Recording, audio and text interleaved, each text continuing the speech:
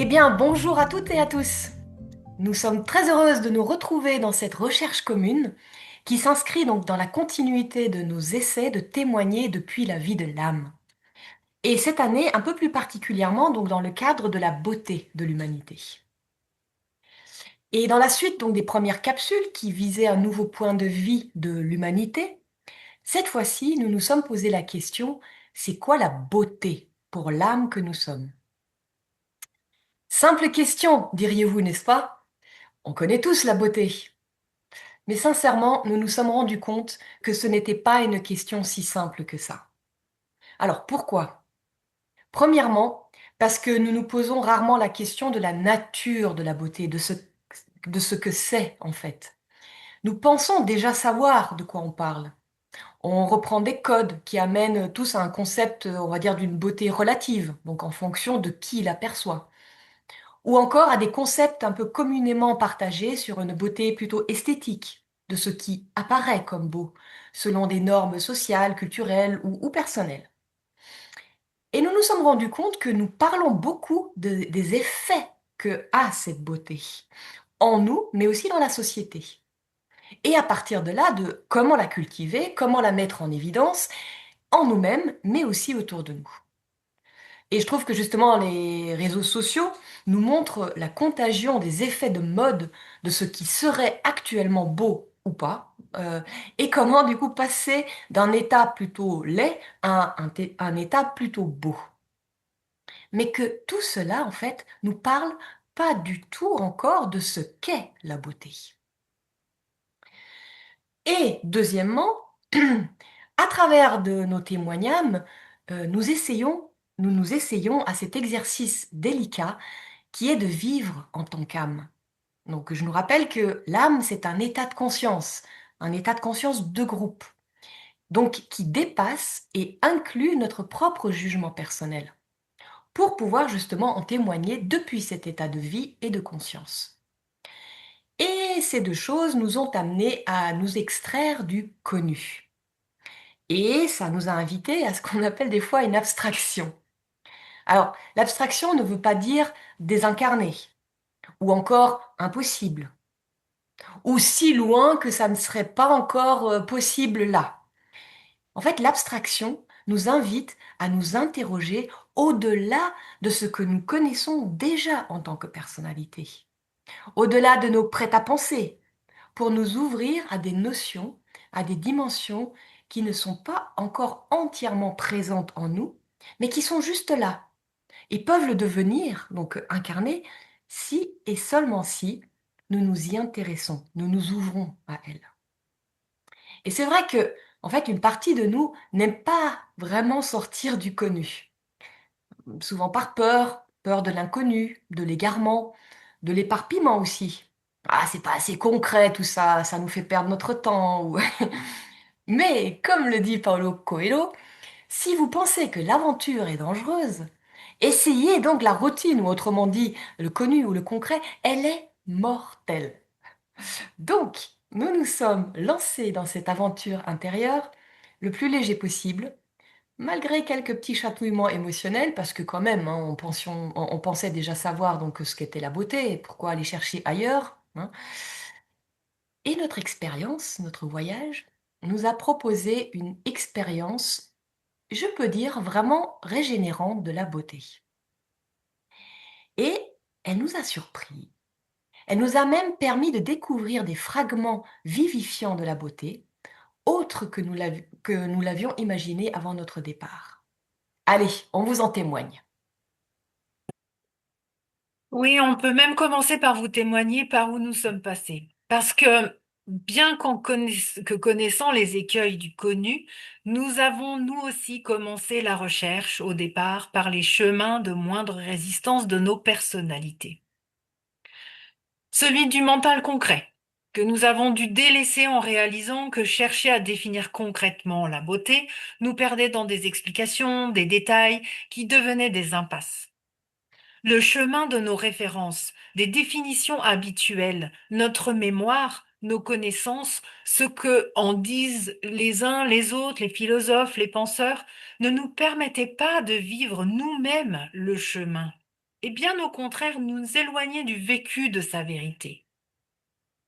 De même par le chemin de la sensibilité, qui lui aussi, en nous y plongeant, et s'il nous faisait vivre la sensation de la beauté, nous amenait à nous perdre dans notre émerveillement, notre extase, dans ce que cela nous faisait.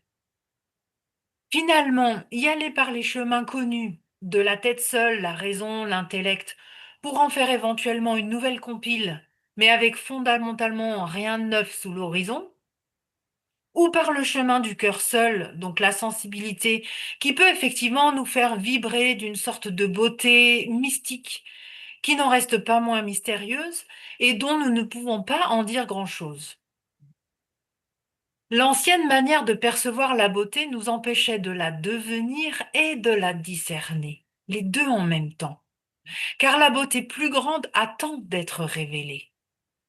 Et oui, effectivement, ce n'est ni par un pur raisonnement, ni par une sensibilité vague que nous avons pu nous approcher d'une beauté plus grande. Alors, comment s'y est-on pris? Et oui, bonne question. Comment s'y est-on pris? Par où sommes-nous passés du coup? Bien, nous avons réalisé que c'est qu'en nous donnant réellement, au-delà de la raison et des sens que tu évoques, Céline, au-delà de la paire d'opposés habituels du beau et du laid, au-delà de nos attentes, de nos projections, de nos sensations personnelles, et que c'était en entrant dans le silence plein, en tant qu'âme groupe, par la méditation, à la fois par la tête et le cœur. On a vraiment réalisé que ce n'est qu'en osant demeurer ensemble dans l'attention, dans la pleine ouverture du mental sensible, abstrait, à l'inconnu, le plus subtil, le plus universel, à l'écoute tout en restant observateur conscient, qu'un accord vibratoire a pu s'opérer avec l'idée de beauté, avec sa vie même.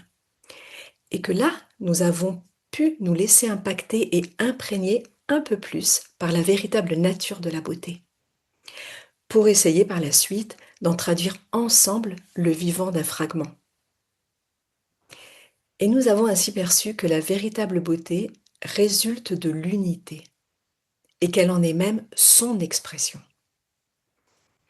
Nous avons touché ensemble et vécu nouvellement que l'unité de la vie est, qu'il n'y a qu'une seule et même vie et rien d'autre, que l'unité est son essence, sa qualité intrinsèque, originelle, et que cette unité, elle est dynamique, elle est énergie vivante, fluide, et qu'elle cherche à s'exprimer partout. Et lorsqu'elle y arrive, sa présence rayonne la beauté. Oui, la beauté est réellement manifestation de l'unité vivante. Elle en est l'émanation radiante, sa signature, on pourrait dire son parfum, qui cherche à se révéler dans et à travers toutes les formes. Oui, et c'est là qu'en nous donnant au-delà d'un déjà connu, que nous avons découvert que la beauté est toujours l'expression du vivant. La beauté nous montre que derrière les choses que nous regardons, observons, contemplons, il y a toujours la vie qui s'exprime. Même si personnellement, par exemple, les serpents me répulsent. Aujourd'hui, j'arrive à voir qu'ils révèlent une certaine beauté, de par leur couleur, les yeux impressionnants, leur reptation. Parce que, au-delà de ma peur, je perçois l'animal vivant, une conscience qui avance. Et rien qu'en ça, je peux le considérer et le reconnaître. La beauté nous permet de nous mettre en relation avec le vivant derrière toute chose. Elle nous met en contact avec la vie plus grande que la forme. C'est certainement pour ça que quand on regarde quelque chose qui est l'expression de cette vie unité, ça nous transporte, ça nous touche profondément dans notre être, pas uniquement sensoriellement. Et comme l'indiquait déjà Christine, le vivant s'exprime par son rayonnement. Le vivant dégage une vibration perceptible. Pourquoi est-ce qu'un ciel étoilé fait l'unanimité quant à sa beauté magique, voire même transcendante? Même si elles sont à des années-lumière de nous, nous pouvons en percevoir la grandeur, la vie qui scintille. Nous n'avons pas attendu que les astronomes nous confirment que les étoiles naissent et meurent. Nous en avions déjà perçu leur vie intimement.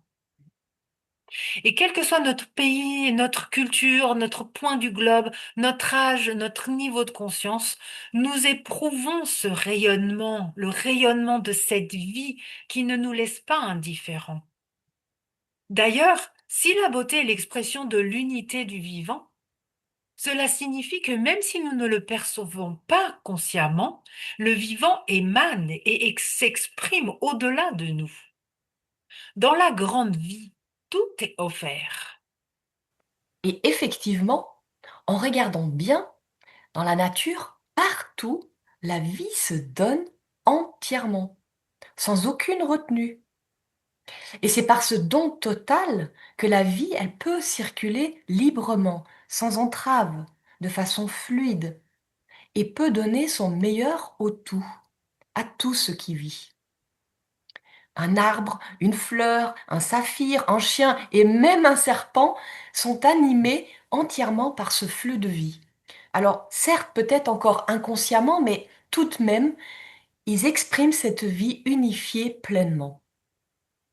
Et ainsi, ils participent à l'évolution, à l'enrichissement de tous, de toutes les consciences en évolution.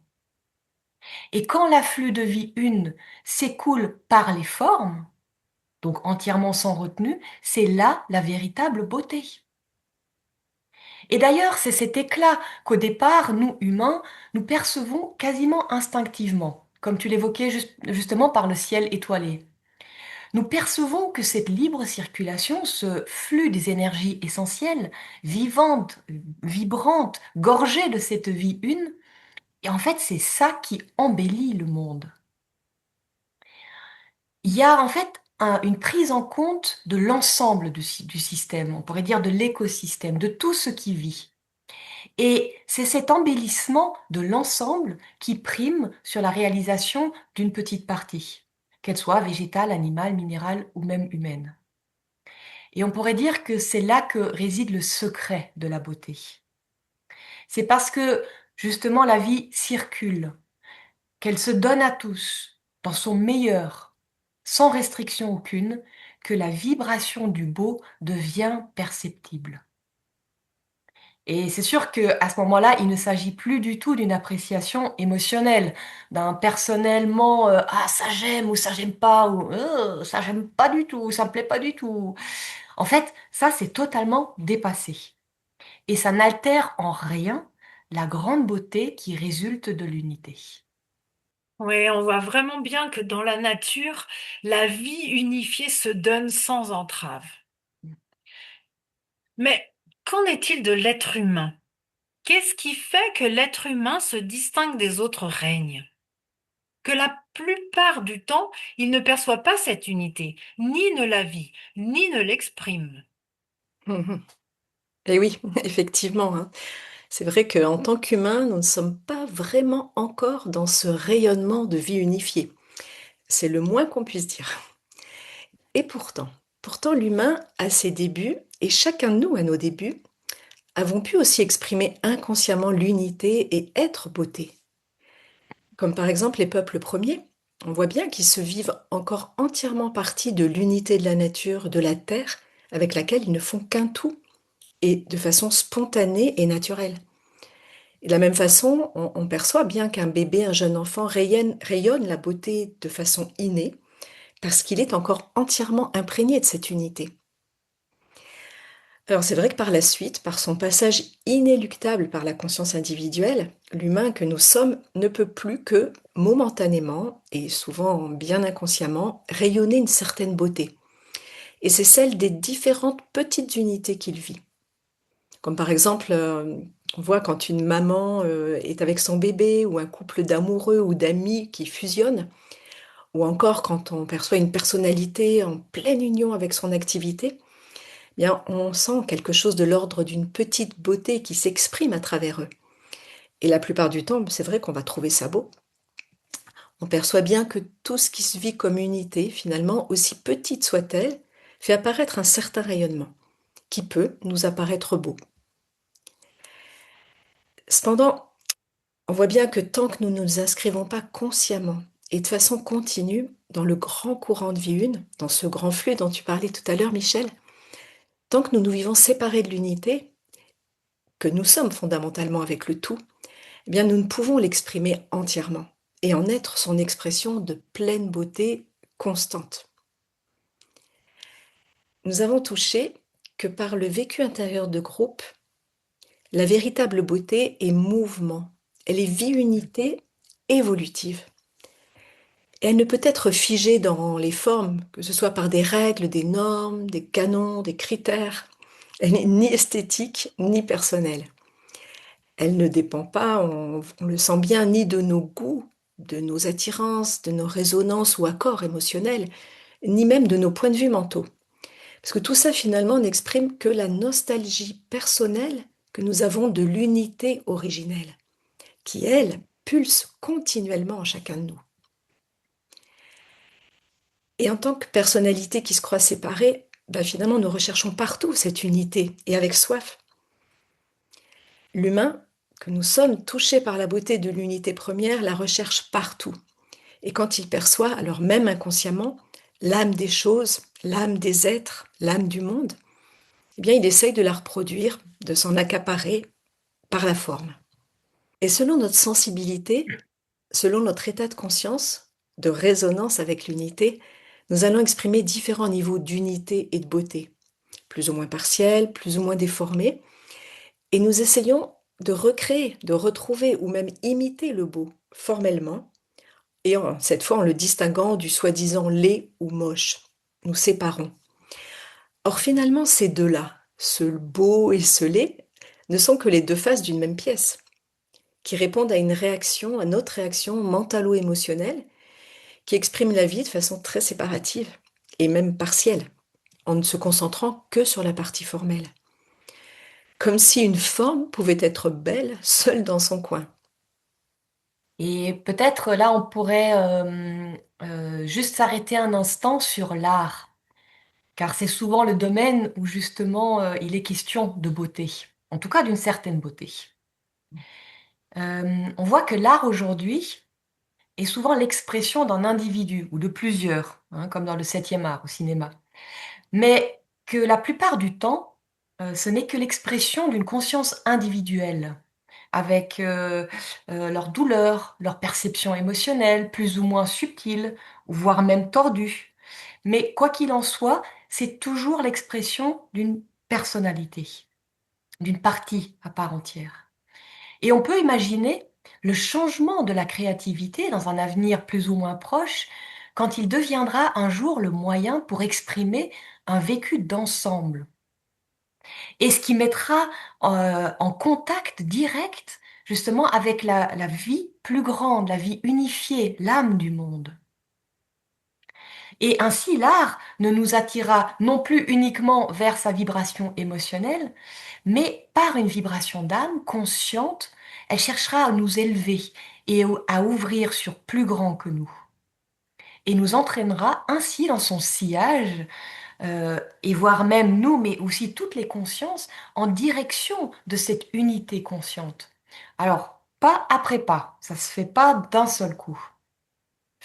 Et ceci est effectivement possible, comme en témoignent déjà certaines œuvres par le passé. Et on peut citer Michel-Ange ou le musicien Bach, dont les œuvres continuent à inspirer encore aujourd'hui l'humanité. Il y en a qui disent que on se sent emporté ou grandi à leur contact.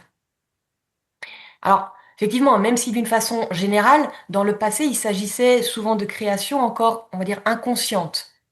Mais on peut pressentir que l'avenir de l'art, deviendra un véritable art de vivre, un art de ce vivre humain, inspiré justement par ces lois d'ensemble, par ces lois d'unité, qui pourront rayonner et attirer tout être, avancer vers toujours plus de cette unité pulsante à l'intérieur, quel que soit le niveau de conscience.